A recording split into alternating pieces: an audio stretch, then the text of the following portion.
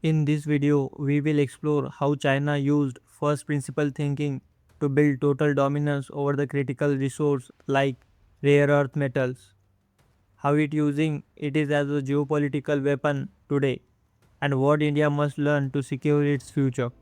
Let's understand what are the rare earth metals. Rare earth are a group of 17 chemically similar metals used in high-tech industries. They are not actually rare in availability, but they are difficult and expensive to extract and refine.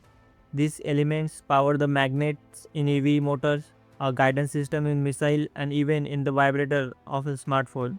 Military tech, from fighter jets to radar, is critically dependent on the rare earth. China's grip on global supply of rare earth metal. As of 2025, China control is outstanding. It produces 70% of world rare earths. It controls 90% plus of global refining capacity. Crucially, it owns 100% of heavy rare earth refining needed for advanced applications like missile and EV. Even when other countries like US or Australia mine rare earths, much of it still shipped to China for processing. This isn't just a economic dominance, it's a complete supply chain capture.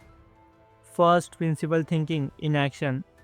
While the West focused on short-term profit, China applied first principle thinking, breaking industry down to the fundamentals and rebuilding it from the scratch. In the 1980s to 90s, the US and the Europe shut rare earth mines over the environmental and cost concern. China saw a gap and it ramped up mining at the Bay on Obo, now producing 45% of global rare earth. Rather than avoiding the dirty work, China invested billions in the refining despite toxic byproducts. By 2010, China had captured 95% of global refining capacity. This was no accident. It was a 30-year strategy designed at the highest level of government. China didn't stop at a rare earth. The same principle was applied across multiple industries, securing its position as a manufacturing superpower. EV batteries control 77% of global battery cell manufacturing, dominates 90% of lithium refining and 60% of global refining. Solar panels make 80% of world solar panels, produce 90% of polysilicon wafers used in solar tech. Pharmaceuticals.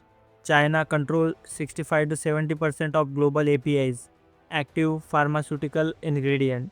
It supplies 80% of APIs used by Indian pharma companies.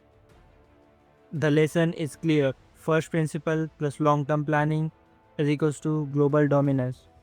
Threat to EV and tech sector. Most Indian EV dependent on China's rare earth magnets and lithium batteries. Any export ban or significant price hike by China can cripple production and inflate cost for Indian consumer.